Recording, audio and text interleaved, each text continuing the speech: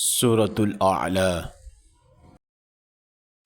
أعوذ بالله من الشيطان الرجيم. بسم الله الرحمن الرحيم. سبح اسم ربك الأعلى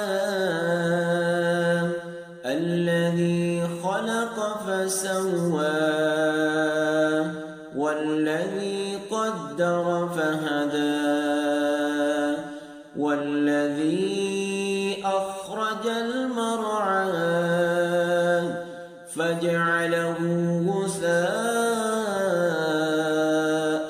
أحوى سنقرئك فلا تنسى إلا ما شاء الله إنه يعلم الجهر وما يخفى ونيسرك لليسرى فذكر إن نفعت الذكرى سيذكر من